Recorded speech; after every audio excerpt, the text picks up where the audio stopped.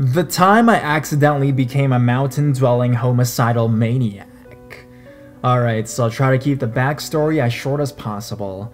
A couple years ago, my living situation evaporated faster than I had expected it to. I had to pack all my possessions into my car and leave where I was living. There was going to be a short stretch of time where I had next to no money, a little over $100 all in, and I bought a cheap tent and other similar crappy camping equipment and some ramen, and decided I would crash in the woods. The way I could leave my car full of my stuff and still have a place to sleep. I live in a fairly forested area at the time, and since I grew up in the area and partied out in the woods a lot in high school, I knew a decent amount of trails and discreet hiding places not far from said trails. So I brought my gear out to a very small mountain, and since it was going to rain that night, I hunted around, and for a nice place to set up. Being a mountain, I couldn't just find high ground, but I did find this nice little plateau that had projected a few hundred feet from the nearest slope before falling off, and by my best judgment it seemed as safe a place as any. Well, it turns out my judgment sucks. Not only was the place right in the path of the rain, but all of the water from above had sliced into an impromptu stream whose course ran right through my tent. I woke up at maybe 2 a.m. to find my sleeping bag half immersed in water and all my possessions soaked through. Both my phone and flashlight were ruined, so I had no source of light. Despite the lack of illumination, I knew I had to get back to my car because I was freezing cold. Since my clothes were literally soaked through, I decided to leave them and embark wearing nothing but my boxers. My wallet was ruined too, so I didn't bring it. I quickly realized that I was not going to be able to find the trail, so I went back and took my machete so I could hack through the brush. Now, most of you can probably see where things are going, but I would remind you that you are sitting someplace warm and reasonably safe. If you want to put yourself into my frame of mind, think of those cold winter days when you go outside and your stream of consciousness transforms from normal thoughts into an endless stream of fuck, and add a bunch of your possessions being ruined into the mix. So I face the general direction of my car and just start walking, angrily chopping at anything that happened to block my path. Eventually, after much effort, I see an end to the tree line ahead of me. I walk out and realize that I am in somebody's backyard. Worse, however, is the fact that said backyard has a screen-in porch with a small table lamp, and standing on that porch is a woman smoking a cigarette. Now really picture this scene in your head. You can click my profile if you want to see what I look like. Now imagine that image soaking wet, walking into your backyard half naked, and enraged swinging a machete around like a madman. The porch lights went off, and I immediately went into I'm definitely going to get arrested mode. I hustled out to the streets and ran towards my car, then spent the next hour huddled into a ball on the street, just waiting for the flashing blue lights to come up behind me. They never did, however. I have no idea what that woman thought when she saw me, but it can't have been good. I almost want to go over there and apologize for scaring her, but I'm guessing she doesn't want to meet.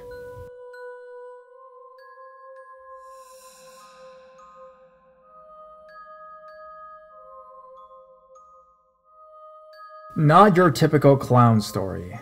This story didn't technically happen to me directly, though as a manager of the establishment it happened at, I feel I was involved. This happened a little over a year ago, September 2017, the opening week of the new It movie which was released. A little backstory first. I worked as the assistant manager at a movie theater. This isn't a big chain theater like Cinemark or Regal. It's a family-owned company that only has 6 locations. A friend of mine who also works at the theater, Kath, works as a floor employee selling tickets, picking up trash during the daytime, working the concession stand, etc. Another position available at our theater is a cleaner. These are workers who come in around 7 a.m. and clean the theater before we open, so that everything is nice and tidy.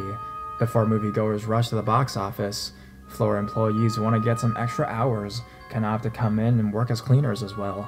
Kath briefly took up this position for a couple months when she was short on money and needed to make a little extra cash. After those few months, she decided to give it up since she was getting tired and would often have to work later in the night too, and wasn't feeling it anymore. One day, about a month after Kath had stopped working as a cleaner, the cleaners were hard at work as the new It movie had just come out, and the theaters from the night before were most likely trashed. One cleaner, Deb, was taking out bags of trash. There are exit doors that lead to the back of the building, where the dumpsters are. As she walked out the back door of one of the theaters, she said she noticed a figure standing out back. There is a short wooded area behind the theater, and there is also a small clearing that faces the back of the building. The figure was standing in this area. It's not far enough away that one might not be able to make out detail, but she didn't think much of it at first, and it is not uncommon for homeless people to hang out back there, since it is fairly secluded. Deb made her way to the dumpster and tossed the bags in. Right as she finished, and turned back to head back to the exit door, a man, who claims was roughly in his 30s, was standing just a few feet from her, completely decked out in clown attire, holding a balloon and everything. To say the least, it scared the hell out of her. Deb isn't a soft woman. She was definitely the kind that wouldn't be afraid to put you in your place. She started berating and cursing at the clown. "What the fuck? What are you doing? You shouldn't be out here scaring the shit out of people like that, etc, etc, etc, etc." The clown replied, "I'm actually here to scare C, but I figured since I'm here, I'd go and scare anyone I'd see anyways." Freaked out, she marched back to the theater and didn't see him again. This is the freaky part, though.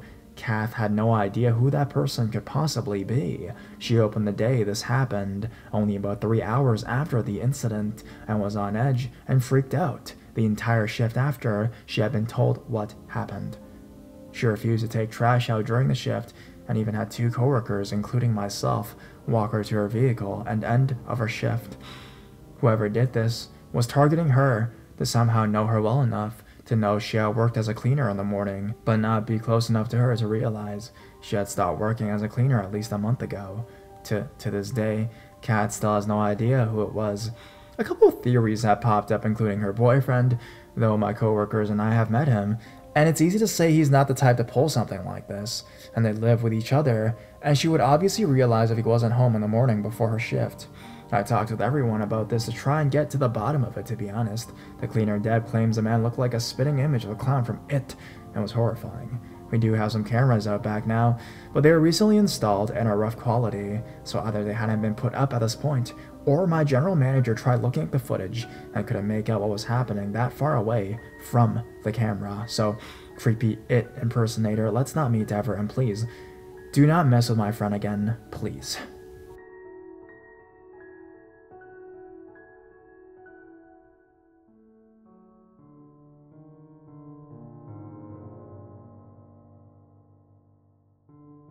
Teenager deceiver turned stalker? When I was around 14 years old, there was this guy that seemed to be around my age that used to be in my neighborhood.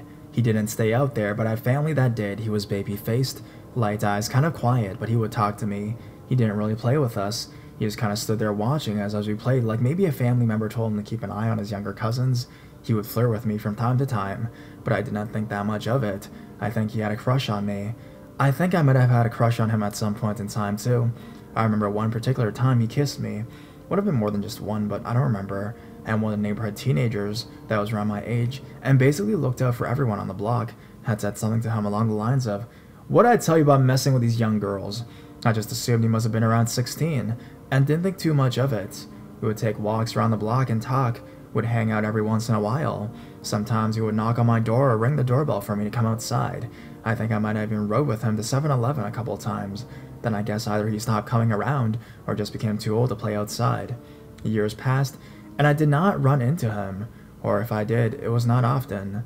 This year I was coming home, and he saw me park my car. He was driving down the road.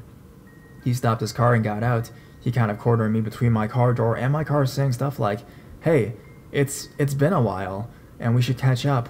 Nothing really seemed out of the ordinary, but his eyes just seemed crazy. It was like he was looking right through me. He didn't really have an expression on his face. Something just seemed off. I got this weird vibe from him. I remember asking him what his Instagram was, just in case I need to show someone what he looked like. He said he wasn't on Instagram because of his job. I also know that I am friends with his younger cousin on Instagram, so I just figured I would look at her page and see if she had any pictures of him up, so I went along with what he said.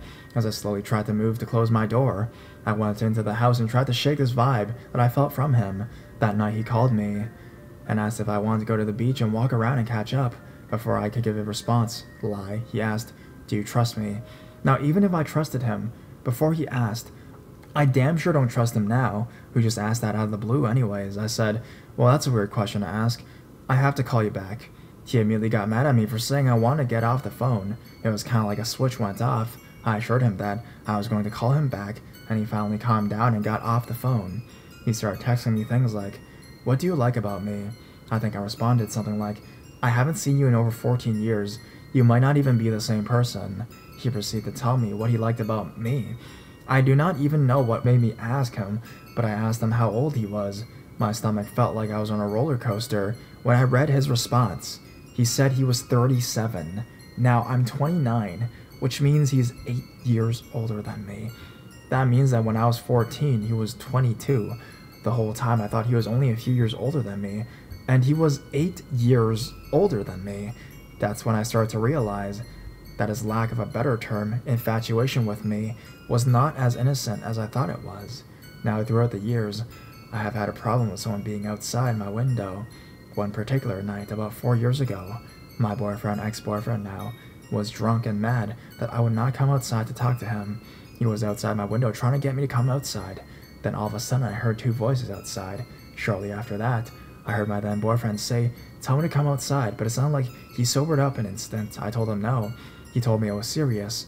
When I finally went outside, he told me that a guy was cutting through my neighbor's yard to help my fence into my backyard, but because it was dark, he didn't see my then boyfriend until he was close to him. My then boyfriend said something along the lines of, "Hey, what are you doing?" And the guy started to stumble over his words, saying he was just cutting through to go to the other side of your block, but then turned around and went back into the direction he came from. I just explained all of that because I don't even know what connected to incidences in my mind, but I went to his cousin's Instagram page and found a picture of him. I texted it to my ex, and before I could even explain why I was sending him the picture, he said, "That's the guy that tried to get into your backyard." My stomach sunk so far into my ass I thought I'd never eat again. Then he said, "I know this is gonna sound crazy, but I remember his eyes."